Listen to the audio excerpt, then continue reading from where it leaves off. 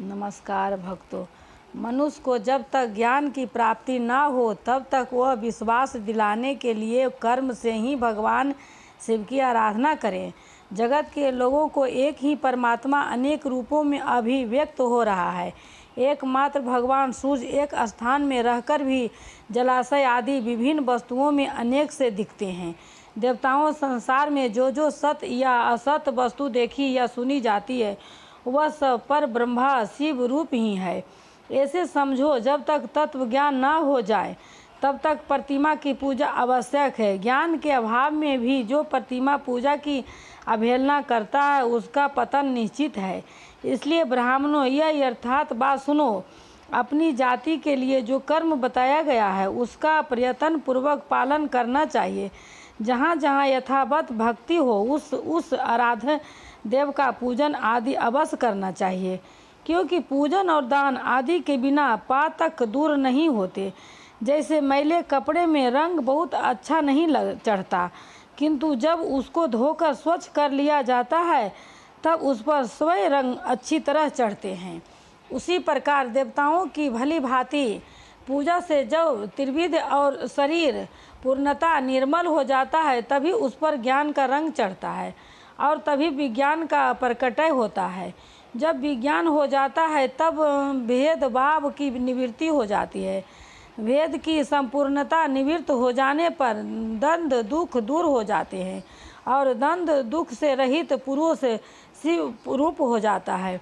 मनुष्य जब तक गृहस्थ आश्रम में रहे तब तक पांचों देवताओं की तथा उनके श्रेष्ठ भगवान शंकर की प्रतिमा का उत्तम प्रेम के साथ पूजन करें, अथवा जो सबके एकमात्र मूल है उन भगवान शिव की ही पूजा सबसे बढ़कर है, क्योंकि मूल के नीचे जाने पर सखा स्थानीय संपूर्ण देवता स्वतः तृप्त हो जाते हैं।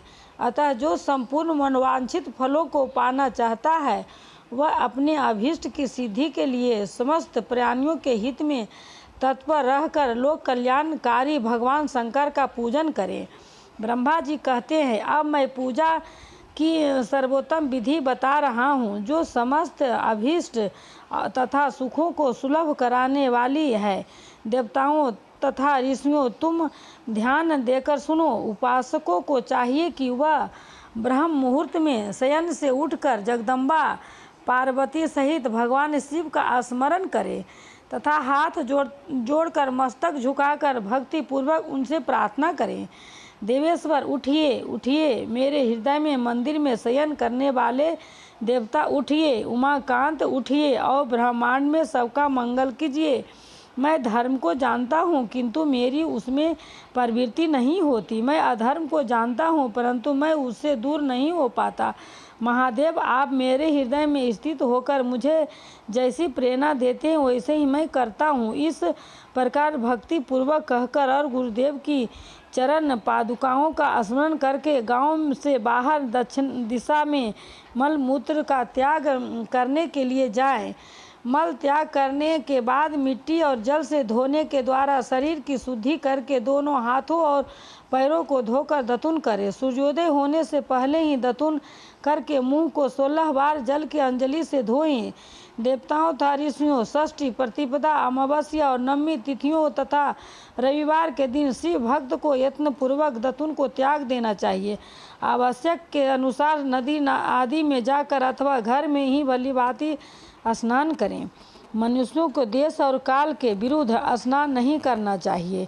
रविवार, श्राद्ध, संक्रांति, ग्रहण, महादान, तीर्थ, उपवास दिवस अथवा अशौच प्राप्त होने पर मनुष्य गर्म जल से स्नान न करे। शिव भक्त मनुष्य तीर्थ आदि में प्रवाह के सम्मुख होकर स्नान करें।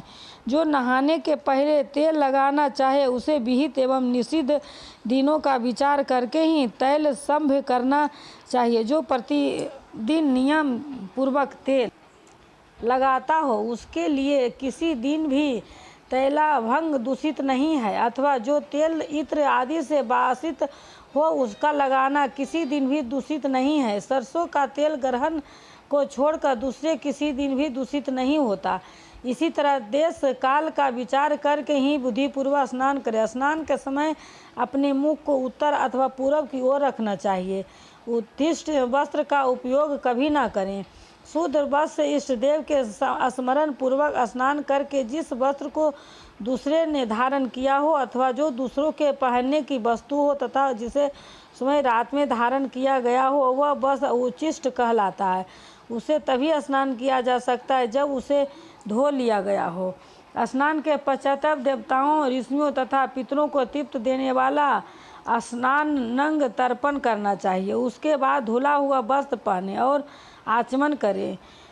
जितो तमो तंत्र गोबर आदि से लिप पोत कर स्वच्छ किए हुए शुद्ध स्थान में जाकर वहाँ सुंदर आसन की व्यवस्था करें। वह आसन विशुद्ध काष्ठ का बना हुआ, पूरा फैला हुआ तथा विचित्र होना चाहिए। ऐसा आसन संपूर्ण अभीष्ट तथा फलों को देने वाला है। उसके ऊपर बिछावन के लिए यथोयोग मृग चर्म आदि ग्रहण करे। शुद्ध बुद्धि वाला पुरुष उस आसन पर बैठकर भस्म से त्रिपुंड लगाएं।